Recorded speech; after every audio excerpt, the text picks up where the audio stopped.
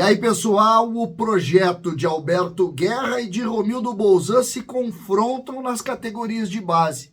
São duas situações completamente diferentes, que têm prós e têm contras. Nós vamos falar sobre isso. E aí, com quem você fica? Eu vou discutir isso a partir de agora. César Cidade Dias falando de Grêmio aqui no YouTube, papo de gremista para gremista. Mas agora a hora é de falar do Quita Boletos, para resolver o seu problema financeiro. Você que não conseguiu pagar todas as contas do mês, você tem em Quita Boletos um grande parceiro. Você vai entrar na descrição do vídeo, vai entrar no link e vai fazer uma simulação dos boletos que você não pagou. E essa parcela que pode ser muito grande, ela vira pequena, porque você pode jogar ela por 12 meses, exatamente para diminuir esse custo e esse giro que está incomodando você. Quita Boletos, está aqui na descrição do vídeo. E você pode resolver o problema, pelo menos para poder dormir mais tranquilo. Quita Boletos é um baita parceiro. Gente, o confronto de ideias. Eu quero aqui tentar trazer fatos, porque eu já pensei muito sobre isso e realmente não é muito fácil da gente decidir. Não é muito fácil da gente tomar um caminho. Por isso eu quero colocar fatos aqui. O presidente Romildo Bolzan fez uma gestão de categoria de base muito exitosa no campo financeiro. Nós tivemos a venda de muitos jogadores. Muitos jogadores. Mas, por outro lado, o presidente Romildo Bolzan acabou inflacionando muito esses meninos que estavam subindo. A gente pode colocar aqui o Ferreira, a gente pode colocar o Jean-Pierre, a gente pode colocar o Rildo, a gente pode colocar o Pedro Lucas, a gente pode fazer uma lista de jogadores que chegaram com contratos muito altos no profissional e isso acabou gerando para o Grêmio hoje um passivo relativamente alto. Por outro lado, isso deu garantias e principalmente permitiu que o Grêmio não perdesse jogadores entre 18 e 19 anos. Os que perdeu vendido. Por exemplo, como foi o caso do jogador TT, que saiu vendido de Porto Alegre. Os outros, o Grêmio demorou um pouco mais para subir, porque o Grêmio tinha o departamento de transição, mas esses jogadores acabaram rendendo vendas importantes e que, olha, garantiram o Grêmio até aqui. O presidente Alberto Guerra, na primeira posição que ele fez, ele terminou com o departamento de transição. Ele termina com aquele time entre 20 e 23 anos, ele encerra aquele processo e os jogadores do Grêmio então começam a subir mais cedo.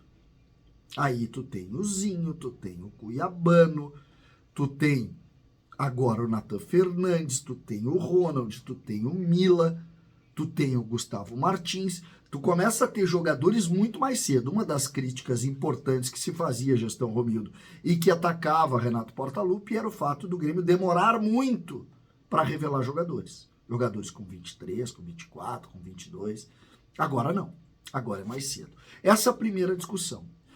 Porém, o Grêmio ainda não fez a roda voltar a girar. Não conseguiu vender.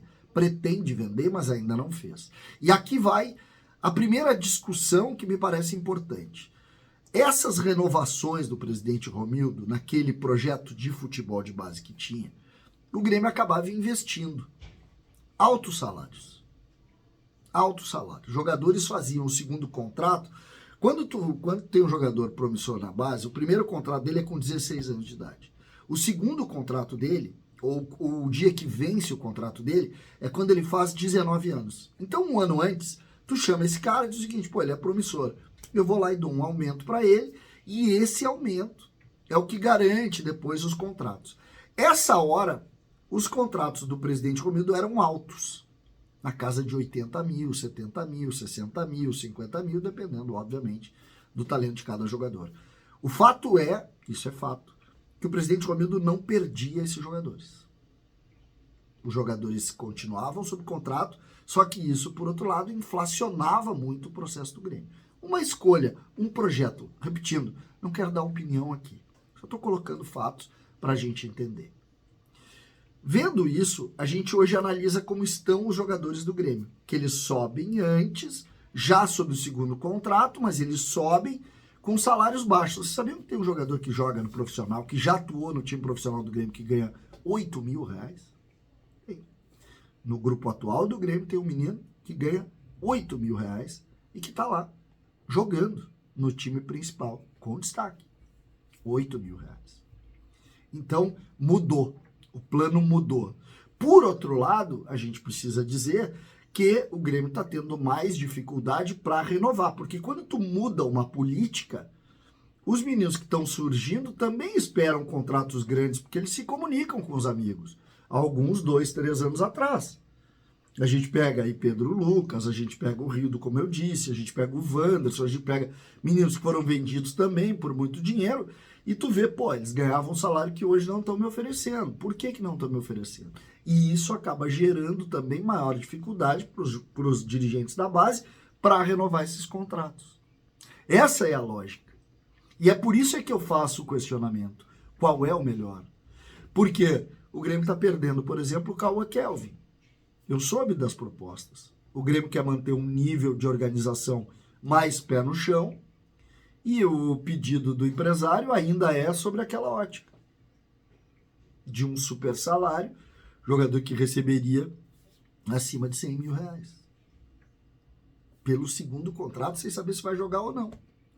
E esse é o problema. O Grêmio se é verdade que o Grêmio pagou muito e fez com que muitos tivessem muita visibilidade e conseguissem vendas grandes, é preciso dizer também que o Grêmio acabou pagando por muitos que sequer chutaram meia bola aqui em Porto Alegre. Estão emprestados para outros clubes aí, nem jogador viraram. Alguns até se aposentaram. Então essa é a lógica. Qual escolher? A do Romildo e esse alto investimento e um grupo de transição que desse mais espaço e esses jogadores sendo vendidos, ou a lógica de Alberto Guerra, que é reduzir o custo, botar os meninos dentro de uma realidade mais natural, fazer com que eles subam antes para a roda começar a girar. Se tu me perguntar o que eu prefiro que os meninos subam antes e eu prefiro que os contratos não sejam altos. Mas eu não posso tirar aqui o mérito do presidente Romildo de ter garantido muito faturamento em cima exatamente da política lançada por ele. Nós não podemos falar. Eu prefiro essa política de salários mais adequados na base, quando eles fardam no profissional, bom, aí tu chama, porque aí tu tem uma realidade mais próxima. Só que isso tem um ônus, que é perder jogadores antes deles subirem, que parece ser o caso do Cauã Kelvin. Então eu coloco para vocês 2 fatos, ou vários fatos em cima de 2 realidades e 2 leituras, porque é interessante a gente conhecer um pouco mais dessas peculiaridades. Um projeto gastava muito, arrecadou, mas gastou demais. Outro projeto parece mais pé no chão e sobe os meninos antes para fazer a roda girar. Se tu conseguir vender um desses e começar a equiparar, a gente vai ter um pouco mais de realidade para fazer essa discussão. Mas que é interessante porque são 2 projetos completamente distintos de aproveitamento dos jovens da base do Grêmio. César Cidade Dias falando de Grêmio aqui no YouTube.